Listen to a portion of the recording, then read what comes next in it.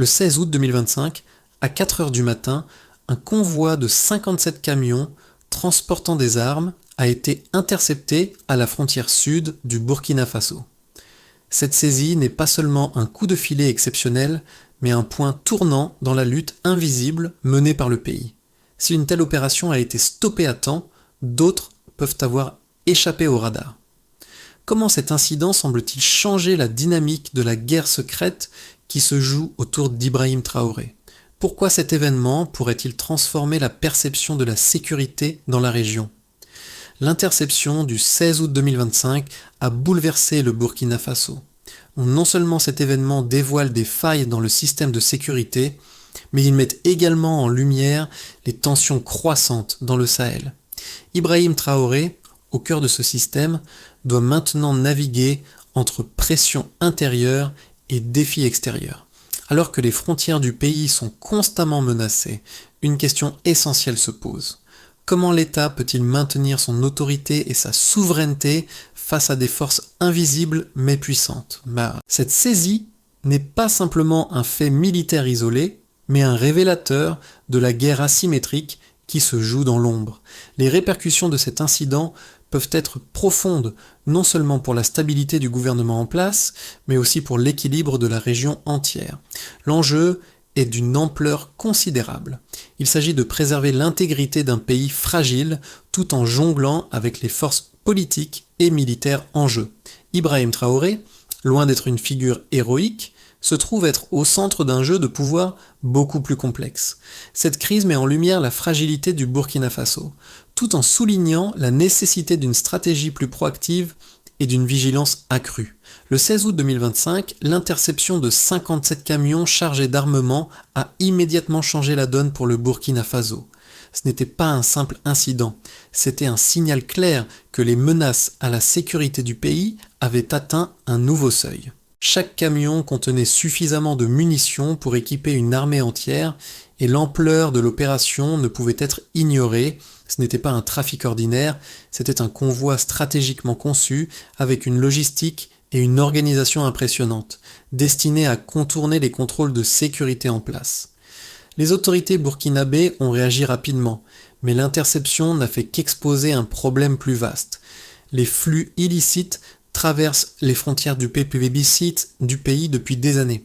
Toutefois, cette saisie particulière avait un caractère unique. Elle a été rendue possible par une série de détails minutieux, un itinéraire testé et une préparation évidente. Les analyses balistiques ont montré que les armes provenaient de différentes zones de conflit, signalant une organisation sophistiquée qui ne dépendait pas d'un seul fournisseur. Au contraire, l'opération visait à créer un réseau de résilience capable de continuer à fonctionner, même si une partie de l'approvisionnement était interrompue. Ibrahim Traoré, en tant que chef de l'État, a rapidement compris que l'incident du 16 août n'était pas un événement isolé, mais un indicateur des vulnérabilités profondes du système de sécurité. Ce n'était pas seulement une question de lutter contre un convoi, mais de comprendre la structure qui permettait à ces flux illicites de prospérer. À partir de là, la question centrale est devenue combien d'autres camions sont passés avant, invisibles aux yeux des autorités. Cet événement a changé la perspective du gouvernement sur la sécurité nationale et a mis en évidence le besoin urgent de renforcer les capacités de renseignement et de contrôle aux frontières. Il est désormais impératif de décomposer la menace en éléments plus simples et compréhensibles pour mieux y répondre.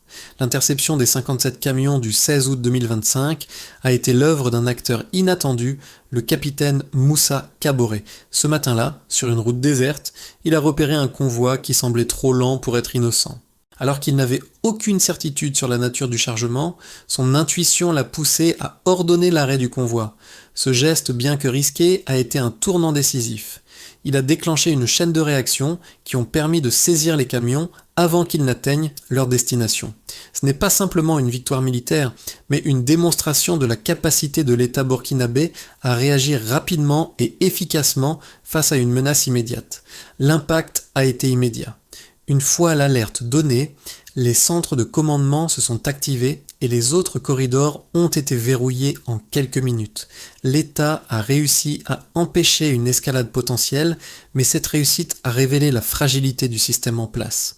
Pour Ibrahim Traoré, l'incident a agi comme un miroir, mettant en lumière la vulnérabilité des structures de sécurité, mais aussi l'importance de l'intuition et de la réactivité sur le terrain. Le geste du capitaine Kaboré, bien qu'individuel, a révélé que la prise de décision rapide pouvait être un outil puissant dans la lutte contre les menaces asymétriques. Cependant, il n'a pas suffi à effacer les failles systémiques qui ont permis à ces menaces de prospérer en premier lieu.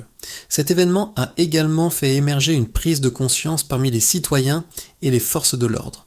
La vigilance locale et la coordination centralisée sont des leviers cruciaux pour maintenir la stabilité et éviter les crises futures. L'événement du 16 août 2025 a commencé comme une simple alerte, mais il a rapidement évolué en une crise de grande envergure. Dès la confirmation de l'interception des 57 camions, les forces burkinabées ont agi avec une efficacité redoutable.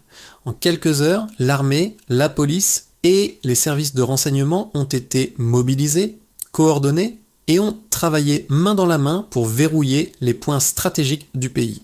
La réponse des autorités a été rapide, mais ce qui a frappé, c'est la fluidité de la communication et la synchronisation des actions à l'échelle nationale. En quelques heures, la situation est passée de l'incertitude à un contrôle total, un modèle de gestion de crise. Cependant, la saisie des camions n'a pas été la fin du problème, mais le début d'une analyse plus profonde. Les premières découvertes ont été alarmantes. Le convoi n'était pas une opération isolée. Les analyses balistiques et logistiques ont révélé que les armes provenaient de plusieurs zones de conflit, dispersées à travers le Sahel et au-delà. Les experts ont rapidement compris que ce réseau n'était pas seulement une menace ponctuelle, mais un maillon d'un système plus vaste et plus structuré. La question s'est alors posée. Combien d'autres camions similaires avaient réussi à franchir les frontières dans le passé ? Dans les jours qui ont suivi, l'impact s'est rapidement étendu au-delà des cercles de pouvoir. Les informations sur la saisie des armes ont commencé à circuler dans les médias, créant un mélange d'inquiétude et de fierté chez les citoyens. Pour une population habituée à entendre des nouvelles de pertes et de recul, cette victoire a agi comme un message puissant. L'État peut encore contrôler la situation. Cependant, cette prise de conscience a aussi souligné une réalité inquiétante. Le réseau de trafic était bien plus sophistiqué que prévu. Les analyses sur le terrain ont révélé des informations inquiétantes sur l'organisation logistique du trafic. Les camions avaient été acheminés à travers des itinéraires soigneusement étudiés, des corridors souvent négligés par les autorités, qui semblaient avoir été utilisés plusieurs fois sans être détectés. Cela a révélé que la corruption et les failles dans le système de surveillance avaient permis à ce trafic de prospérer pendant des années. Mais au-delà de cela, l'événement a également mis en lumière une autre réalité, la guerre invisible, menée dans l'ombre du Sahel, où des réseaux de trafic d'armement et de ressources étaient capables de contourner les frontières et de déstabiliser un pays entier. À ce moment-là, Ibrahim Traoré et ses conseillers ont compris que l'incident du 16 août marquait un tournant. Si l'interception des camions avait permis d'éviter un cataclysme immédiat, elle avait aussi ouvert une nouvelle phase dans la guerre contre l'instabilité régionale. L'État burkinabé devait maintenant faire face à la question de la durabilité de sa sécurité. L'un des défis majeurs qui se posait était celui de la gestion des corridors transfrontaliers et de la lutte contre un réseau qui ne cessait de se renforcer et de se structurer. L'intervention du gouvernement burkinabé a également révélé les limites de la coopération internationale dans la gestion de cette crise. Si les autorités burkinabées ont pu compter sur des ressources locales et une réponse rapide de leurs propres forces, les réseaux impliqués dans le trafic d'armement étaient bien plus vastes et bien connectés à des acteurs extérieurs. La communauté internationale, bien que consciente du danger, s'est retrouvée dans une position difficile, partagée entre la nécessité de soutenir les efforts de lutte contre le terrorisme et les défis diplomatiques liés à l'implication d'acteurs étrangers. Au fur et à mesure des jours, le pays a dû adapter ses stratégies, non seulement pour sécuriser ses frontières, mais aussi pour répondre aux questions pressantes des citoyens et des partenaires internationaux. L'État burkinabé s'est retrouvé dans une position où il devait jongler entre la gestion de crise immédiate et la mise en place d'une stratégie plus durable pour prévenir de futurs incidents de ce type. Le tout dans un contexte régional de plus en plus volatile. L'interception des 57 camions le 16 août 2025 a été un coup de maître, mais les implications de cet événement ne se sont pas limitées à la seule saisie d'armement. Les preuves recueillies ont révélé une réalité bien plus inquiétante.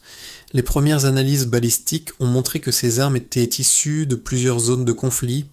En analysant les numéros de série et les marquages, les enquêteurs ont pu retracer les origines de l'armement jusqu'à des pays comme la Libye, l'Irak et la Syrie, des zones notoirement instables. Ces armes provenaient d'un réseau complexe de fournisseurs, non d'un seul pays ou d'un seul fournisseur. Cela a révélé une organisation tentaculaire avec une capacité à se réapprovisionner de manière continue, même en cas d'interruption de certaines sources. Les enquêteurs ont estimé que ces armes auraient pu équiper plus de 40 000 combattants, transformant ce convoi en une menace immédiate pour la sécurité nationale. Ce chiffre ne faisait pas seulement référence au nombre de combattants potentiels, mais aussi à la capacité d'une force bien armée à déstabiliser rapidement l'ensemble du territoire national. Si ce convoi avait réussi à franchir la frontière, l'impact aurait été catastrophique. La saisie a donc permis de limiter une crise potentiellement cataclysmique, mais elle a également mis en lumière la vulnérabilité de l'État face à des forces externes et internes de plus en plus coordonnées. Le montant des fonds nécessaires pour soutenir cette opération logistique a été également un indicateur alarmant.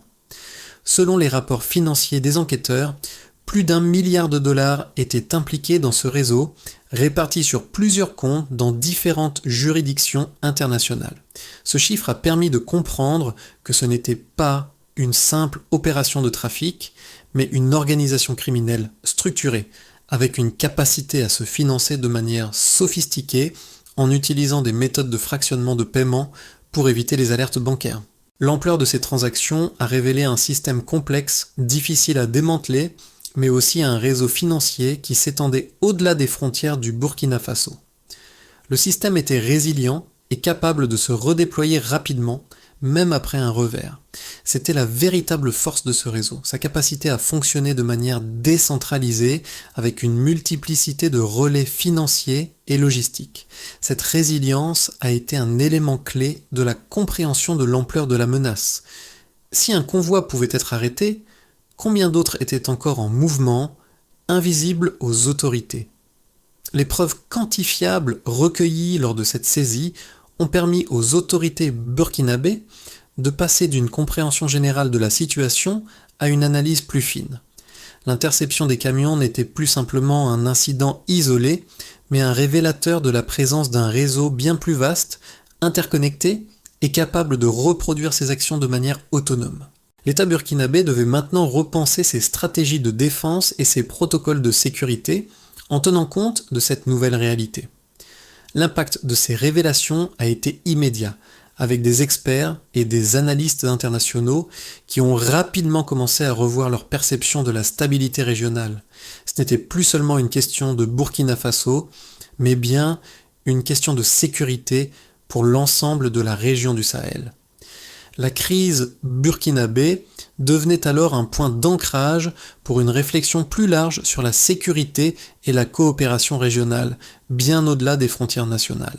L'interception du 16 août a suscité deux réactions principales parmi les analystes et experts régionaux.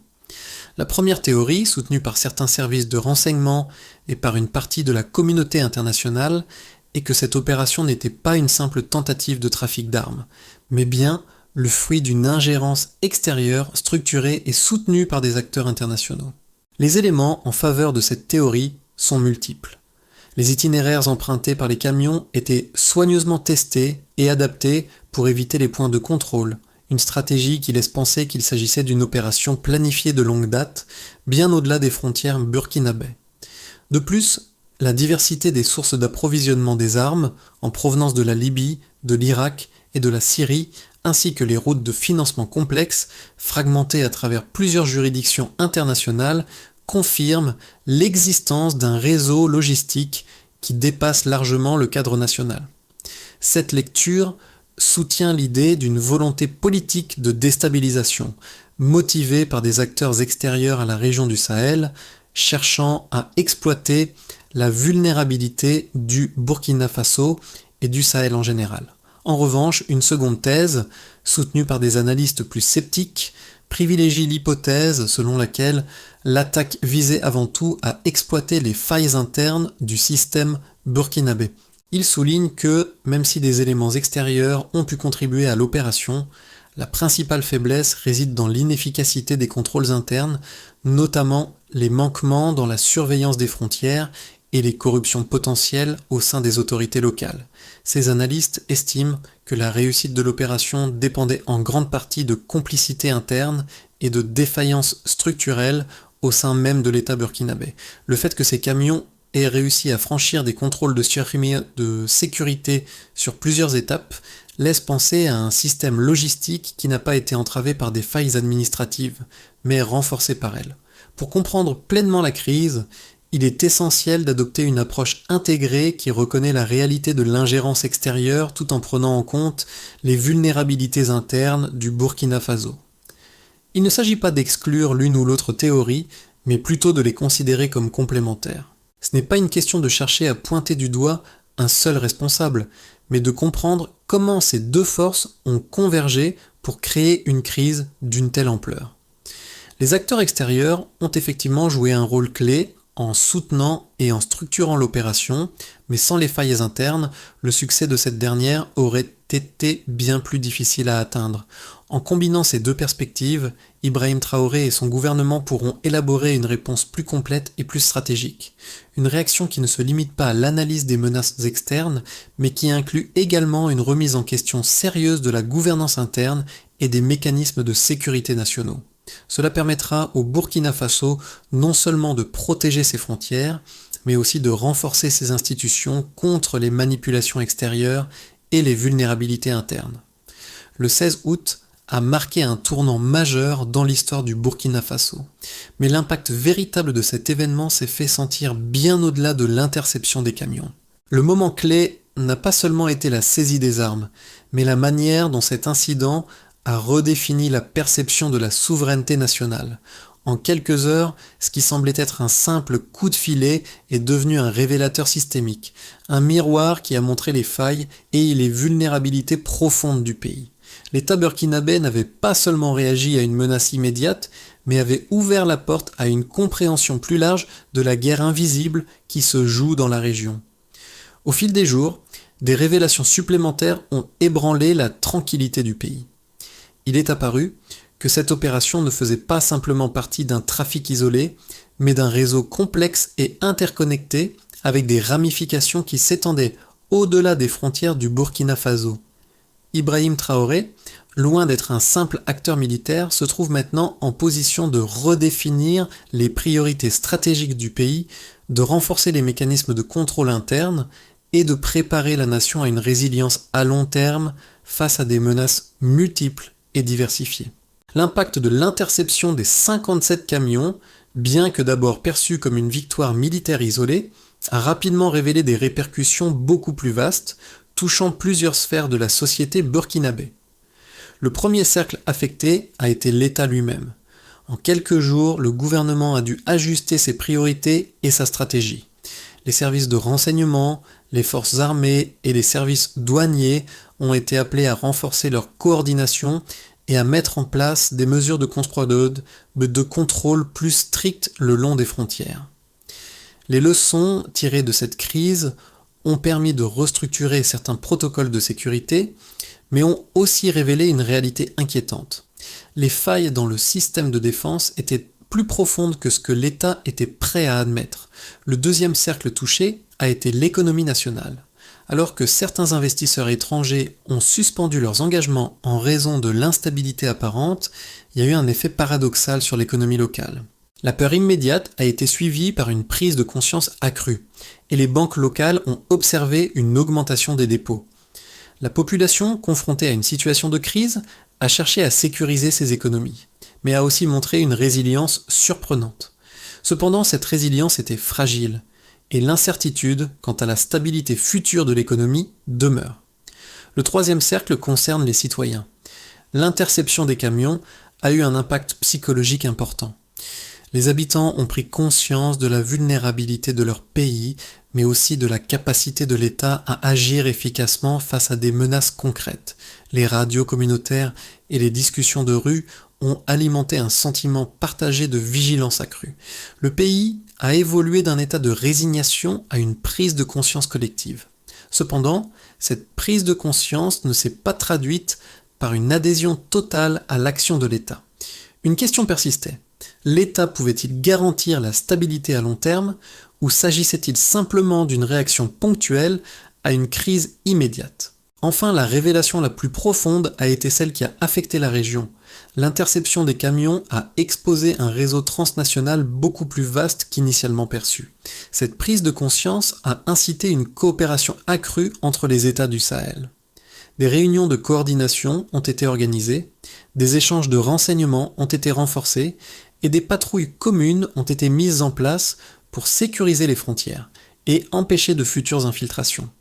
Mais cette coopération a aussi révélé les limites de la coopération internationale, notamment dans la gestion des ressources et des informations.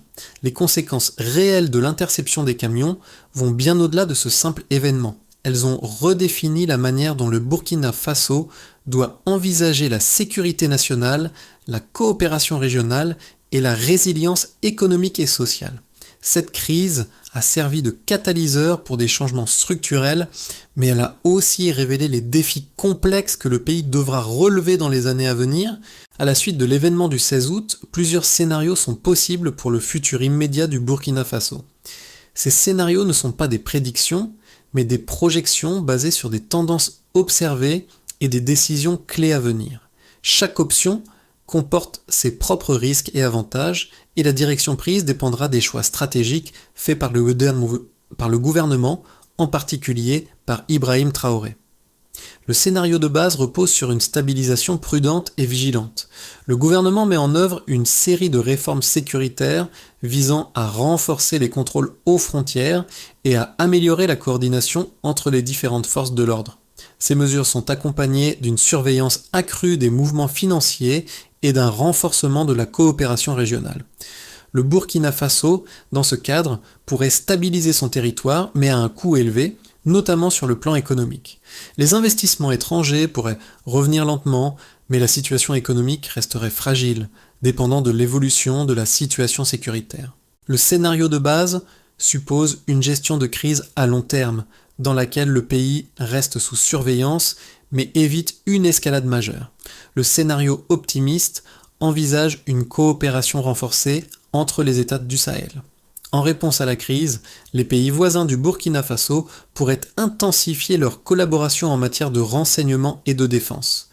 Cette coopération, accompagnée de l'aide internationale, permettrait non seulement de contenir les menaces sécuritaires, mais aussi de favoriser un développement régional plus harmonieux. Dans ce cas, le Burkina Faso bénéficierait d'une relative stabilité avec des améliorations économiques tirées de la coopération régionale. Les réformes institutionnelles, lancées après l'incident du 16 août, donneraient des résultats tangibles, renforçant la légitimité d'Ibrahim Traoré et donnant au pays une place plus forte dans les discussions géopolitiques du Sahel. Le scénario du pire, quant à lui, anticipe une montée de la pression internationale combinée à une intensification de la guerre intérieure. L'économie serait frappée par de nouvelles restrictions, les acteurs politiques internes se diviseraient davantage et les groupes insurgés pourraient prendre de l'ampleur. Si la situation n'est pas maîtrisée rapidement, le Burkina Faso pourrait se retrouver dans une spirale de déstabilisation avec des ramifications à l'échelle régionale. L'isolement international du pays s'aggraverait et la crise interne risquerait de se traduire par des tensions sociales accrues et des révoltes populaires. Dans ce scénario, la capacité d'absorption de l'État serait mise à rude épreuve, et la question de sa survie politique se poserait de manière plus pressante. Ces trois scénarios ne sont pas des fins en soi, mais plutôt des possibilités qui découlent directement des décisions prises dans les mois à venir. Le gouvernement burkinabé, avec Ibrahim Traoré à sa tête, devra naviguer prudemment entre ces options en pesant chaque décision avec soin. La clé de la réussite réside dans la capacité de l'État à équilibrer les exigences sécuritaires et économiques tout en renforçant la coopération régionale et internationale. L'impact de l'incident du 16 août ne s'est pas limité à la sphère politique et sécuritaire. Il a également eu des répercussions profondes sur la société burkinabé, déclenchant des vagues de réactions et d'analyses à travers tout le pays. La question centrale qui s'est posée aux citoyens était celle de leur propre sécurité et du rôle qu'ils pouvaient jouer dans la préservation de cette stabilité fragile. Cette crise, bien qu'éloignée des champs de bataille traditionnels, a en effet mis en lumière le lien étroit entre l'État et ses citoyens, une relation qui doit être renforcée pour assurer la résilience à long terme du pays. Les premières réactions des citoyens ont été marquées par une certaine inquiétude face à la situation. Dans les quartiers urbains, comme dans les zones rurales, les discussions étaient omniprésentes. Les gens se demandaient si l'État serait en mesure de maintenir un contrôle durable sur les menaces externes et internes. Des rassemblements ont eu lieu, principalement pour exprimer un soutien à l'action du gouvernement, mais aussi pour exiger des mesures concrètes pour renforcer la sécurité sur le terrain. Ce type de mobilisation populaire est devenu un élément clé dans la manière dont l'État répond aux crises, mais il a aussi révélé une inquiétude grandissante concernant la transparence et l'efficacité de la gestion de la situation. Les jeunes, en particulier, ont joué un rôle déterminant dans la prise de conscience collective. Dans les écoles et les universités, l'événement a été un catalyseur pour des discussions sur la souveraineté nationale, la sécurité collective et la responsabilité citoyenne. Beaucoup ont exprimé le désir de voir l'État renforcer non seulement ses capacités de défense, mais aussi sa communication, afin d'impliquer davantage la population dans la gestion de ces crises. Ainsi, l'un des grands enseignements de cette crise est qu'une nation ne se construit pas seulement sur des décisions prises au sommet, mais aussi sur l'engagement de ses citoyens à participer activement à la préservation de la paix et de la stabilité. Suite à l'incident du 16 août 2025, le Burkina Faso se trouve à un tournant décisif dans sa gestion de la crise et dans sa stratégie à long terme pour renforcer sa résilience face aux menaces internes et externes. Le gouvernement, sous la direction d'Ibrahim Traoré, a mis en place une série de mesures concrètes pour prévenir de futures crises similaires et pour solidifier le système de sécurité du pays. Ces mesures se concentrent sur 3 axes principaux: la sécurisation des frontières, la coopération régionale renforcée et l'implication citoyenne. Le premier axe consiste à renforcer les contrôles aux frontières. Des patrouilles mixtes, combinant forces armées et douanières, seront déployées sur les points stratégiques afin de détecter et intercepter plus efficacement tout mouvement illégal à travers les frontières. Une surveillance continue et des technologies de renseignement avancées seront utilisées pour améliorer la détection des menaces et minimiser les risques d'infiltration. Le second axe porte sur la coopération régionale et internationale. Le Burkina Faso, en collaboration avec ses voisins du Sahel, prévoit d'intensifier l'échange de renseignements et la mise en place de patrouilles sécuritaires communes, des exercices militaires passants conjoints et des réunions de coordination régulières seront organisées pour assurer une réponse rapide et coordonnée face aux crises de sécurité. Cette coopération vise à renforcer la position du Burkina Faso dans le Sahel et à créer une dynamique de défense collective plus robuste. Enfin, le troisième axe met l'accent sur l'implication des citoyens. Des campagnes de sensibilisation seront menées pour encourager la participation active de la population dans la lutte contre les menaces internes, notamment par le biais de programmes de signalement anonyme des activités suspectes et de la promotion de l'intégrité au sein des institutions. Le succès de cette stratégie dépendra de la collaboration entre l'État et la société civile, permettant ainsi de créer un environnement plus sûr et plus cohérent. L'incident du 16 août 2025 a été bien plus qu'un simple événement militaire.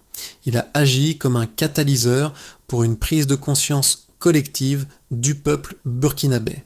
Ce moment suspendu, où l'État a montré sa capacité à réagir rapidement et efficacement, rappelle que la souveraineté n'est pas un acquis permanent, mais un bien précieux qui doit être constamment protégé. Le capitaine Moussa Kaboré, en prenant la décision cruciale d'arrêter les camions, a incarné ce courage qui, bien qu'individuel, s'est transformé en un symbole national de vigilance et de résilience. Cette crise a révélé une vérité fondamentale. L'unité du pays et la sécurité de ses citoyens ne reposent pas uniquement sur les actions de l'État, mais sur l'engagement et la coopération de chaque membre de la société. Ibrahim Traoré, en dirigeant les réponses politiques et sécuritaires, a montré qu'un leadership éclairé et pragmatique pouvait transformer une crise en opportunité de renouveau. Cependant, cette opportunité ne pourra être pleinement saisie que si tous, citoyens et institutions, unissent leurs efforts pour assurer une stabilité à long terme. La vigilance collective devient ainsi la clé de la souveraineté durable. Ce que l'on a appris le 16 août, c'est que chaque acte, chaque décision, aussi modeste soit-elle, peut faire basculer le destin d'une nation.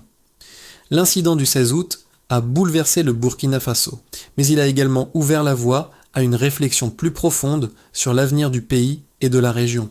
Il est désormais essentiel que chaque Burkinabé, qu'il soit citoyen ou acteur institutionnel, prenne conscience de son rôle dans la préservation de la stabilité nationale. L'État, tout en renforçant ses mécanismes de sécurité, doit aussi continuer à engager ses citoyens dans une dynamique de coopération et de vigilance active. Il est temps de bâtir un avenir où chaque action individuelle contribue à une vision collective de la souveraineté. Ibrahim Traoré, en tant que leader, a la responsabilité de maintenir l'équilibre entre sécurité, développement et participation citoyenne. Mais cette mission ne pourra se réaliser sans un dialogue constant avec la société, en écoutant et en agissant en conséquence. La véritable force d'une nation réside dans sa capacité à se relever ensemble face à l'adversité. Le Burkina Faso a un choix à faire, celui de transformer cette crise en une opportunité d'unité et de résilience. Chacun d'entre nous, aujourd'hui plus que jamais, a un rôle à jouer.